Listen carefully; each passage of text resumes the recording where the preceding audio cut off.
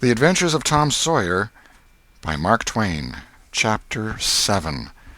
Tick-running and a Heartbreak. The harder Tom tried to fasten his mind on his book, the more his ideas wandered. So, at last, with a sigh and a yawn, he gave it up. It seemed to him that the noon recess would never come. The air was utterly dead. There was not a breath stirring. It was the sleepiest of sleepy days. The drowsing murmur of the 25 studying scholars soothed the soul like the spell that is in the murmur of bees. Away off in the flaming sunshine, Cardiff Hill lifted its soft green sides through a shimmering veil of heat, tinted with the purple of distance. A few birds floated on lazy wing high in the air. No other living thing was visible but some cows, and they were asleep. Tom's heart ached to be free, or else to have something of interest to do to pass the dreary time. His hand wandered into his pocket, and his face lit up with a glow of gratitude that was prayer, though he did not know it. Then, furtively, the percussion cap box came out. He released the tick and put him on the long flat desk. The creature probably glowed with a gratitude that amounted to prayer, too, at this moment, but it was premature, for when he started thankfully to travel off, Tom turned him aside with a pin and made him take a new direction. Tom's bosom friend sat next him, suffering just as Tom had been, and now he was deeply and gratefully interested in this entertainment in an instant. This bosom friend was Joe Harper. The two boys were sworn friends all the week, and embattled enemies on Saturdays. Joe took a pin out of his lapel and began to assist in exercising the prisoner. The sport grew in interest momently. Soon Tom said that they were interfering with each other, and neither getting the fullest benefit of the tick. So he put Joe's slate on the desk and drew a line down the middle of it from top to bottom. "Now," said he, "as long as he is on your side, you can stir him up, and I'll let him alone. But if you let him get away and get on my side, you're to leave him alone as long as I can keep him from crossing over." "All right, go ahead. Start him up." The tick escaped from Tom presently and crossed the equator. Joe harassed him a while, and then he got away and crossed back again. This change of base occurred often. While one boy was worrying the tick with absorbing interest, the other would look on with interest as strong. The two heads bowed together over the slate, and the two souls dead to all things else. At last luck seemed to settle and abide with Joe. The tick tried this, that, and the other course, and got as excited and as anxious as the boys themselves, but time and again, just as he would have victory in his very grasp, so to speak, and Tom's fingers would be twitching to begin, Joe's pin would deftly head him off and keep possession. At last Tom could stand it no longer. The temptation was too strong, so he reached out and lent a hand with his pin. Joe was angry in a moment. Said he, "Tom, you let him alone." "I only just want to stir him up a little, Joe." "No, sir, it ain't fair. You just let him alone." "Blame it, I ain't going to stir him much." "Let him alone, I tell you." "Well, I won't." "You shall. He's on my side of the line." "Look here, Joe Harper, whose is that tick?" "I don't care whose tick he is. He's on my side of the line, and you shan't touch him." "Well, I'll just bet I will, though. He's my tick, and I'll do what I blame please with him, or die." A tremendous whack came down on Tom's shoulders, and its duplicate on Joe's, and for the space of 2 minutes the dust continued to fly from the two jackets and the whole school to enjoy it. The boys had been too absorbed to notice the hush that had stolen upon the school a while before, when the master came tiptoeing down the room and stood over them. He had contemplated a good part of the performance before he contributed his bit of variety to it. When school broke up at noon, Tom flew to Becky Thatcher and whispered in her ear, "Put on your bonnet and let on you're going home, and when you get to the corner, give the rest of 'em the slip, and turn down through the lane and come back. I'll go the other way, and come it over them the same way." So the one went off with one group of scholars, and the other with another. In a little while the two met at the bottom of the lane, and when they reached the school they had it all to themselves. Then they sat together with a slate before them, and Tom gave Becky the pencil and held her hand in his, guiding it, and so created another surprising house. When the interest in art began to wane, the two fell to talking. Tom was swimming in bliss. He said, "Do you love rats?" "No, I hate them." "Well, I do, too. Live ones. But I mean dead ones, to swing round your head with a string." "No, I don't care for rats much, anyway. What I like is chewing gum." "Oh, I should say so. I wish I had some now." "Do you? I've got some. I'll let you chew it a while, but you must give it back to me." That was agreeable, so they chewed it turn about, and dangled their legs against the bench in excess of contentment. "Was you ever at a circus?" said Tom. "Yes, and my pa's going to take me again sometime, if I'm good. I've been to the circus 3 or 4 times, lots of times. Church ain't shucks to a circus. There's things going on at a circus all the time. I'm going to be a clown in a circus when I grow up." "Oh, are you? That will be nice. They're so lovely, all spotted up." "Yes, that's so, and they get slathers of money, most $1 a day, Ben Rogers says. Say, Becky, was you ever engaged?" "What's that?" "Why, engaged to be married." "No? Would you like to?" "I reckon so. I don't know. What is it like?" "Like? Why, it ain't like anything. You only just tell a boy you won't ever have anybody but him, ever, ever, ever, and then you kiss, and that's all. Anybody can do it." "Kiss? What do you kiss for?" "Why, that, is to— well, they always do that." "Everybody?" "Why, yes, everybody that's in love with each other. Do you remember what I wrote on the slate?" Yes." "What was it?" "I shan't tell you." "Shall I tell you?" Yes, but some other time." "No, now." "No, not now. Tomorrow." "Oh, no, now. Please, Becky, I'll whisper it. I'll whisper it ever so easy." Becky hesitating, Tom took silence for consent, and passed his arm about her waist and whispered the tale ever so softly, with his mouth close to her ear, and then he added, "Now you whisper it to me, just the same." She resisted for a while, and then said, "You turn your face away so you can't see, and then I will. But you mustn't ever tell anybody. Will you, Tom? Now you won't, will you?" "No, indeed I won't. Now, Becky." He turned his face away, and she bent timidly around till her breath stirred his curls, and whispered, "I love you." Then she sprang away and ran around and around the desks and benches, with Tom after her, and took refuge in a corner at last, with her little white apron to her face. Tom clasped her about her neck and pleaded, "Now, Becky, it's all done, all over but the kiss. Don't you be afraid of that. It ain't anything at all. Please, Becky." And he tugged at her apron and the hands. By and by she gave up and let her hands drop. Her face, all glowing with the struggle, came up and submitted. Tom kissed the red lips and said, "Now it's all done, Becky. And always after this, you ain't ever to love anybody but me, and you ain't ever to marry anybody but me. Never, never, and forever. Will you?" "No, I'll never love anybody but you, Tom, and I'll never marry anybody but you, and you ain't to ever marry anybody but me either." "Certainly, of course. That's part of it. And always coming to school, or when we're going home, you're to walk with me, when there ain't anybody looking, and you choose me and I choose you at parties, because that's the way you do when you're engaged." "It's so nice. I never heard of it before." "Oh, it's ever so gay. Why, me and Amy Lawrence—" The big eyes told Tom his blunder, and he stopped confused. "Oh, Tom, then I ain't the first you've ever been engaged to?" The child began to cry, and Tom said, "Oh, don't cry, Becky. I don't care for her any more." "Yes, you do, Tom. You know you do." Tom tried to put his arm about her neck, but she pushed him away and turned her face to the wall and went on crying. Tom tried again, with soothing words in his mouth, and was repulsed again. Then his pride was up, and he strode away and went outside. He stood about, restless and uneasy, for a while, glancing at the door every now and then, hoping she would repent and come to find him. But she did not. Then he began to feel badly, and fear that he was in the wrong. It was a hard struggle with him to make new advances, now, but he nerved himself to it, and entered. She was still standing back there in the corner, sobbing, with her face to the wall. Tom's heart smote him. He went to her and stood a moment, not knowing exactly how to proceed. Then he said hesitatingly, "Becky, I don't care for anybody but you." No reply, but sobs.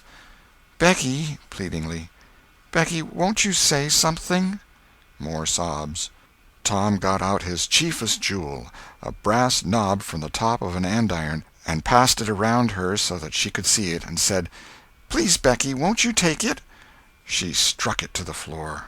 Then Tom marched out of the house and over the hills and far away to return to school no more that day. Presently Becky began to suspect. She ran to the door. He was not in sight. She flew around to the play-yard. He was not there. Then she called, "Tom? Come back, Tom!" She listened intently, but there was no answer. She had no companions but silence and loneliness. So she sat down to cry again and upbraid herself, and by this time the scholars began to gather again, and she had to hide her griefs and still her broken heart and take up the cross of a long, dreary, aching afternoon, with none among the strangers about her to exchange sorrows with. End of Chapter 7. Chapter 8. A Pirate Bold to Be. Tom dodged hither and thither through lanes until he was well out of the track of returning scholars, and then fell into a moody jog. He crossed a small branch 2 or 3 times, because of a prevailing juvenile superstition that to cross water baffles pursuit. Half an hour later he was disappearing behind the Douglas mansion on the summit of Cardiff Hill, and the schoolhouse was hardly distinguishable away off in the valley behind him. He entered a dense wood, picked his pathless way to the center of it, and sat down on a mossy spot under a spreading oak. There was not even a zephyr stirring. The dead noonday heat had even stilled the songs of the birds. Nature lay in a trance that was broken by no sound but the occasional far-off hammering of a woodpecker, and this seemed to render the pervading silence and sense of loneliness the more profound. The boy's soul was steeped in melancholy. His feelings were in happy accord with his surroundings. He sat long with his elbows on his knees and his chin in his hands, meditating. It seemed to him that life was but a trouble at best, and he more than half envied Jimmy Hodges, so lately released. It must be very peaceful, he thought, to lie and slumber and dream forever and ever, with the wind whispering through the trees and caressing the grass and the flowers over the grave, and nothing to bother and grieve about, ever any more. If he only had a clean Sunday-school record, he could be willing to go, and be done with it all. Now, as to this girl, what had he done? Nothing. He had meant the best in the world, and been treated like a dog, like a very dog. She would be sorry some day, maybe when it was too late. Ah, if he could only die temporarily. But the elastic heart of youth cannot be compressed into one constrained shape long at any time. Tom presently began to drift insensibly back into the concerns of this life again. What if he turned his back now and disappeared mysteriously? What if he went away, ever so far away, into unknown countries beyond the seas, and never came back any more? How would she feel then? The idea of being a clown recurred to him now, only to fill him with disgust. For frivolity and jokes and spotted tights were an offense when they intruded themselves upon a spirit that was exalted into the vague, august realm of the romantic. No, he would be a soldier, and return after long years all war-worn and illustrious. No, better still, he would join the Indians, and hunt buffaloes and go on the warpath in the mountain ranges and the trackless great plains of the far west, and away in the future come back a great chief, bristling with feathers, hideous with paint, and prance into Sunday-school some drowsy summer morning, with a blood-curdling war-whoop, and sear the eyeballs of all his companions with unappeasable envy. But no, there was something gaudier even than this. He would be a pirate. That was it. Now his future lay plain before him, and glowing with unimaginable splendor. How his name would fill the world, and make people shudder! How gloriously he would go plowing the dancing seas in his long, low, black-hulled racer, the Spirit of the Storm, with his grisly flag flying at the fore. And at the zenith of his fame, how he would suddenly appear at the old village and stalk into church, brown and weather-beaten, in his black velvet doublet and trunks, his great jack-boots, his crimson sash, his belt bristling with horse-pistols, his crime-rusted cutlass at his side, his slouch hat with waving plumes, his black flag unfurled, with a skull and crossbones on it, and hear, with swelling ecstasy, the whisperings, "It's Tom Sawyer the pirate, the Black Avenger of the Spanish Main." Yes, it was settled. His career was determined. He would run away from home and enter upon it. He would start the very next morning. Therefore he must now begin to get ready.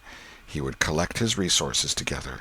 He went to a rotten log near at hand and began to dig under one end of it with his barlow knife. He soon struck wood that sounded hollow. He put his hand there and uttered this incantation impressively: "What hasn't come here, come. What's here, stay here." Then he scraped away the dirt and exposed a pine shingle. He took it up and disclosed a shapely little treasure house whose bottom and sides were of shingles. In it lay a marble. Tom's astonishment was boundless. He scratched his head with perplexed air and said, "Well, that beats anything." Then he tossed the marble away pettishly and stood cogitating. The truth was that a superstition of his had failed here which he and all his comrades had always looked upon as infallible. If you buried a marble with certain necessary incantations and left it alone a fortnight, and then opened the place with the incantation he had just used, you would find that all the marbles you had ever lost had gathered themselves together there, meantime, no matter how widely they had been separated. But now this thing had actually and unquestionably failed. Tom's whole structure of faith was shaken to its foundations. He had many a time heard of this thing succeeding, but never of its failing before. It did not occur to him that he had tried it several times before, himself, but could never find the hiding-places afterward. He puzzled over the matter some time, and finally decided that some witch had interfered and broken the charm. He thought he would satisfy himself on that point, so he searched around till he found a small sandy spot with a little funnel-shaped depression in it.